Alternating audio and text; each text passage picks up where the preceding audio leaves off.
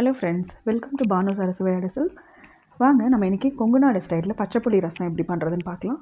இது ரொம்ப ட்ரெடிஷ்னலான ரசம். இது நம்ம வீட்டில் காய்கறி எதுவும் இல்லைன்னா அந்த காலத்துலலாம் நம்ம வந்து டக்குன்னு சுடு சாதம் வடிச்சிட்டு பச்சைப்புளியை கரைச்சி இந்த மாதிரி ரசம் வச்சுப்பாங்க.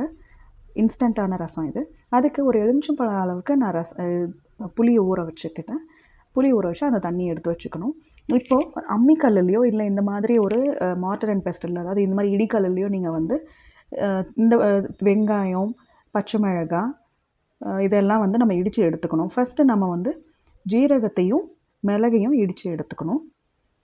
அது ஓரளவுக்கு பொடியாக பொடிச்சதுக்கப்புறம் சின்ன வெங்காயம் ஒரு 5 பல், ஒரு பூண்டு வந்து ஒரு 2 பல், அதையும் அதோடு சேர்த்து பச்சை மிளகாவையும் சேர்த்து நல்லா இடித்து எடுத்துக்கணும் கொரகொரப்பாக.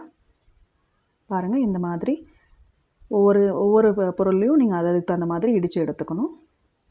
சின்ன சைஸ் பொருள் எல்லாம் ஃபஸ்ட்டு நம்ம வந்துட்டு மசித்து எடுத்துக்கலாம். அடுத்தது வெங்காயம், பூண்டு, பச்சை மிளகாவை மசித்து எடுத்துக்கிட்டேன் நான். இது மசித்ததும் நம்ம வந்து புளி வந்து கரைச்சி நம்ம வந்து தண்ணி நிறுத்தி வச்சுருக்குறோம். அந்த தண்ணியில் நான் வந்து ஒரு 1/2 ஸ்பூன் உப்பு போட்டிருக்கேன். கலந்துட்டு அதில் வந்து இப்போ இந்த இடித்த பூண்டு, வெங்காயம், பச்சை மிளகாய், ஜீரகம், மிளகு இதையெல்லாம் இடிக்கும்போது ஒரு நல்ல மனம் வந்துச்சுங்க. அந்த ஒரு பச்சை வாசனையோட ஒரு நல்ல மனம் இருந்தது.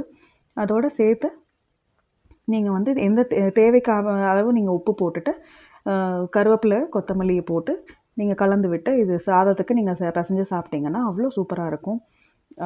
நீங்கள் வந்து டேஸ்ட் பண்ணி பார்க்கும்போதே அந்த ஃப்ளேவர்ஸ், அந்த ரா ஃப்ளேவர்ஸ் வந்து உங்களுக்கு அப்படியே கிடைக்கும். ரொம்ப சத்தானது. செஞ்சு பார்த்துட்டு எப்படி இருக்குன்றதை சொல்லுங்கள். அடுத்த ரெசிபியில் சந்திக்கிறேன். தேங்க்யூ.